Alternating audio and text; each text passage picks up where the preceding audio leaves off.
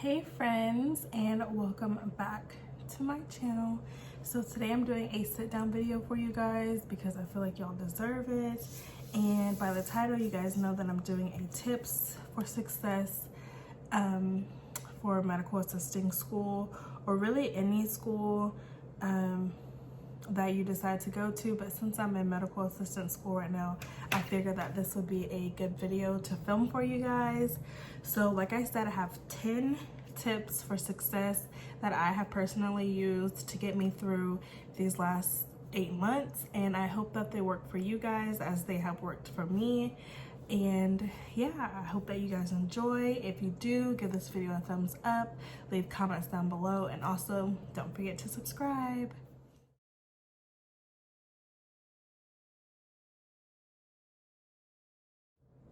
Okay, so tip number one.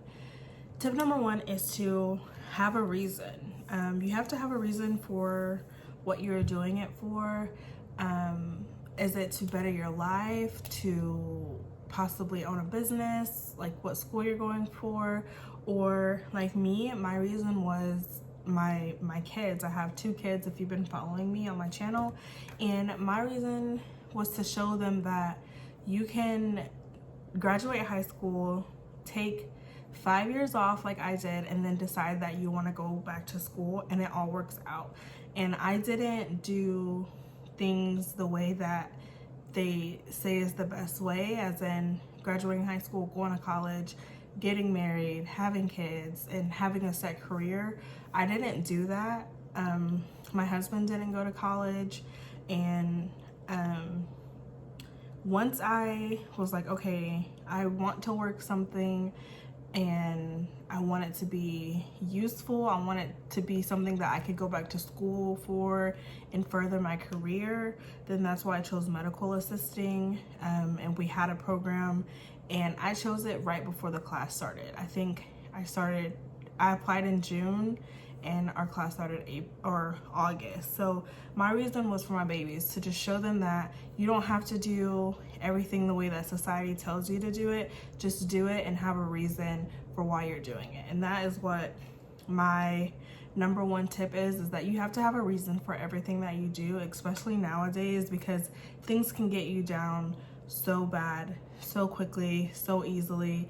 And I've wanted to drop out of school many of times in these 8 months, and I didn't, because I thought about my kids and I thought about having a good career for them so that they could have a better life. And yeah, that was my number one tip, is to have a reason. Okay, so tip number 2 is really important as well. You have to know what you're getting yourself into. You have to do research on what you're going to be going to school for. You have to know, like, you can't just be like, I think I'm gonna do a medical assistant, but not really know what they do or what school is like or how long or how much. Like, you have to be mentally, physically prepared for that. Like, you can't just hop into something, because then a couple months down the road, or weeks or days, you might not like it. And that's why it's so important to do your research and everything like that. You have to be mentally prepared. You have to know what you are getting yourself into. And then number 3 is really important, is to use all of your resources for funds. In my town, there are many of places for you to go and get resources from that will help you pay for school, or that will help you buy scrubs, or buy a stethoscope or lab jacket, or anything like that. But first, before you get into school, you want to know about the different loans that you have, the different about financial aid and Pell Grants and stuff like that. And I was able to get a Pell Grant, and it paid for all of my schooling. All of my scrubs and stuff I bought on my own, but I know of many of places in my town that provide scrubs or stethoscope, lab jackets, shoes, anything that you need, they will help you out. So make sure that you're using all of your resources to pay for school and some, like if you're in that bracket to where you can't afford everything. Or sometimes like here, they even will help you, even if you're just a mom, they will help you out. Like say you're like, oh, I make this amount of money, they'll be like, okay, well, since you're a mom, like we help out moms and stuff like that. So you definitely want to use all of your resources. So number 4, which I cannot stress enough, is to be organized. Going to school in general, you have to be organized, but I noticed from my college classes, I took 2 college classes versus this school that I was just in, totally different ball game with being organized. You have to be organized. You need to write down all important dates. You need to have a study schedule. I have a study schedule. You can have like a certain day of the week. You can have a certain time frame during every day, or whatever works for you. I chose to study once my kids went to bed, so about 7:30 to 8:30 every single day. And then on the weekends, I would try to study early in the morning before everyone woke up, just because it was easiest for me to get studying done. But back to writing down all important dates, you need to get a planner. Planners are so crucial in anything that you do, like seriously. So I don't have the planner that I use here in front of me because it's in a box somewhere,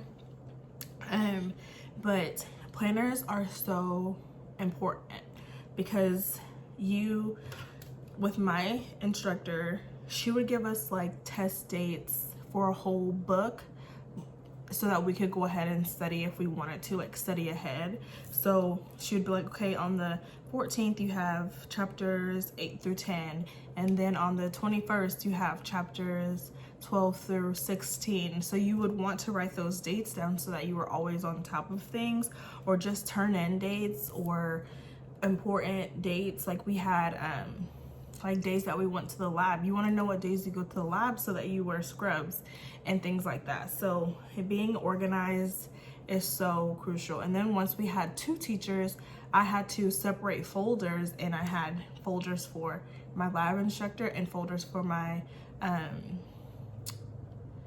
my lecture teacher. So it was 2 different things that I had. I had a notebook for lab and I had a notebook for lecture, just so that things were separated and they were organized, so that I wasn't confusing myself, so that I wasn't losing things, because sometimes I would leave my backpack in the car, and if I knew that I had homework for my lab instructor, then I would take my stuff out and just bring it into the house. I wasn't always bringing my backpack in, and that's just something that helps me. I would bring my pen or my pencil pouch and say these were my books. I would bring those in, and that was it, just so that I stayed organized, so I didn't lose stuff and things like that.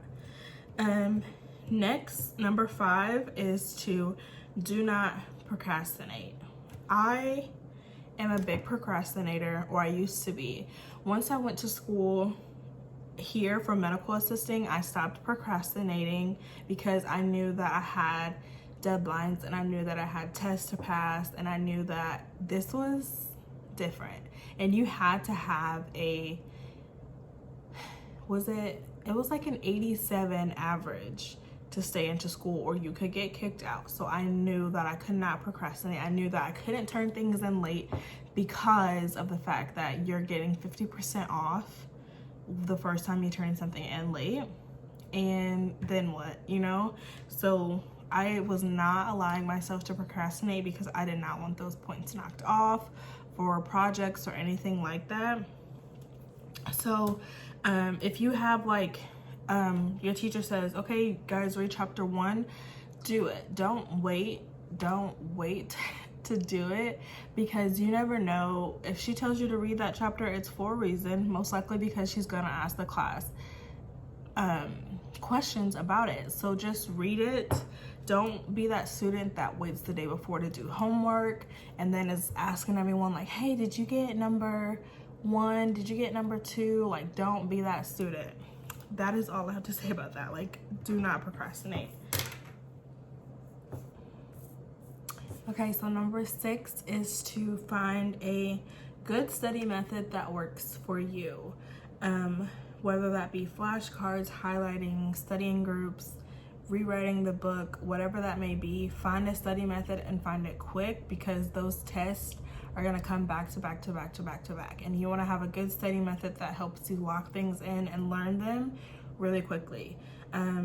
My study method is to rewrite things. I rewrite it once or twice and then it's locked into my head, and that's just what works for me.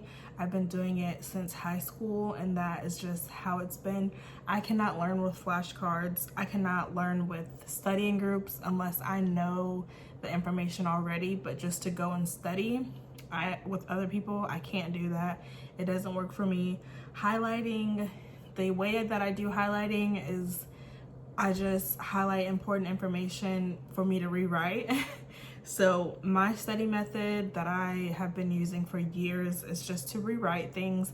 I rewrite small paragraphs that I need help on, or like right now it's doing normal values for like hemoglobin, hematocrit, all of that type of stuff. I just rewrite it over and over and over and over and over again until I get it, and that's my study method. So just find a good study method that works for you and that clicks, and don't try to find something that works for someone else, because like I always say, what works for one person may not work for you, and trying to keep up with someone else and what they do just is gonna hurt you in the end. So just find your own method for everything, and I'm telling you, it will help you. If like I had a friend who she studied with flashcards, but she didn't use the white ones, she used the colored ones.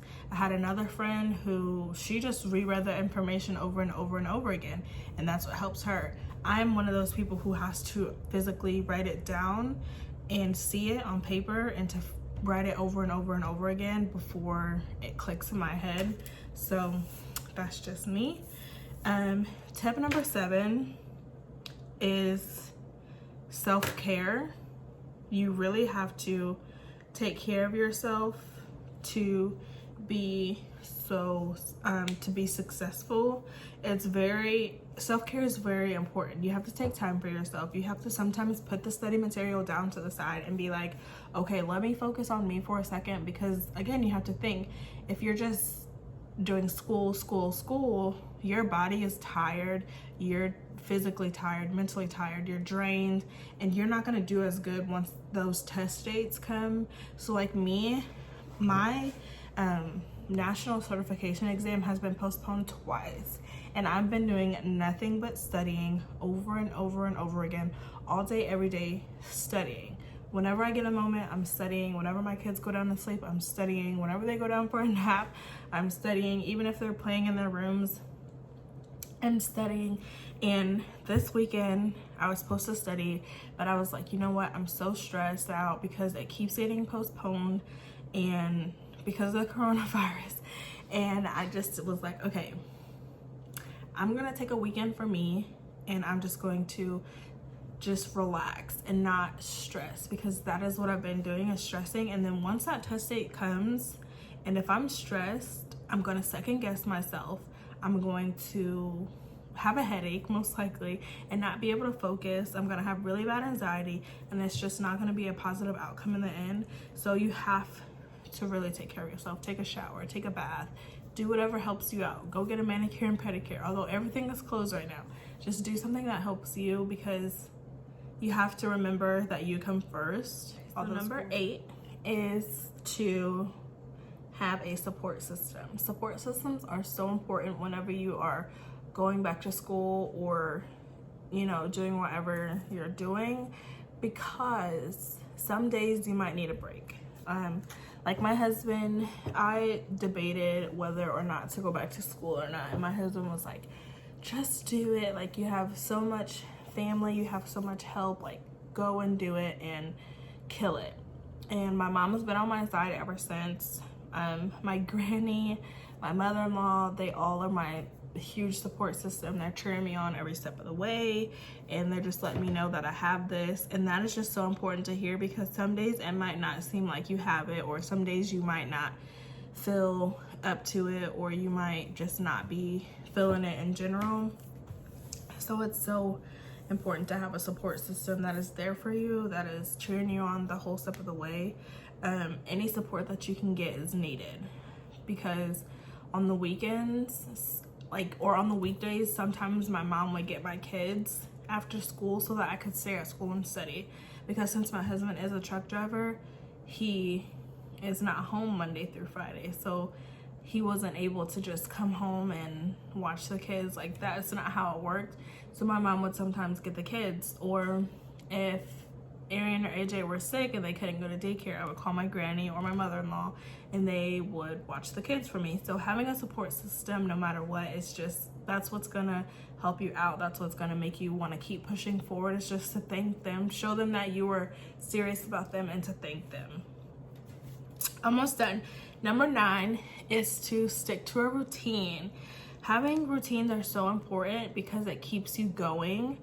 Whenever I was in school, like waking up every morning, putting scrubs on, taking the kids to daycare, because right now I'm just at home. But whenever I was doing that, I had a morning routine that I stuck to and a nighttime routine. And those stuck. My kids knew what was going on, what was happening, because we had a routine. They're at 7:30. They knew that it was bedtime. Their bodies were tired anyway by that time.